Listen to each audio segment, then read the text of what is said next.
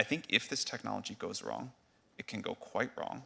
The CEO of OpenAI, the startup behind ChatGPT, warned a Senate panel on Tuesday about his fears that artificial intelligence could cause what he called significant harm to the world, and zeroed in on AI as a tool to sow falsehoods and undermine free and fair elections. It's one of my areas of greatest concern. The more general ability of these models to manipulate, to persuade, to provide sort of one-on-one, interactive disinformation.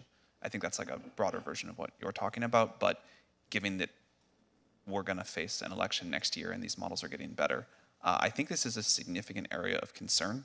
For months, companies large and small have raced to bring increasingly versatile AI to market, throwing endless data and billions of dollars at the challenge. But backers of the technology acknowledge the potential downside. Humanity has taken a back seat. New York University professor and AI researcher Gary Marcus called on the entire scientific community to play a role in monitoring and improving the use of the technology. AI is moving incredibly fast with lots of potential, but also lots of risks. We obviously need government involved, and we need the tech companies involved, both big and small.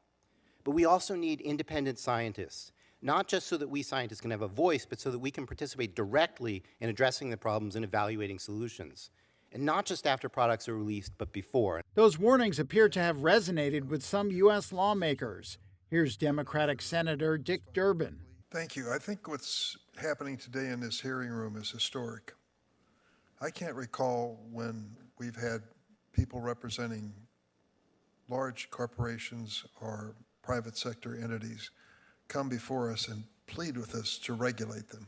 But it's unclear what sort of regulation might be in the works. Altman suggested that, in general, the U.S. should consider licensing and testing requirements for development of AI models. My worst fears are that we, the field, the technology, the industry, cause significant harm to the world.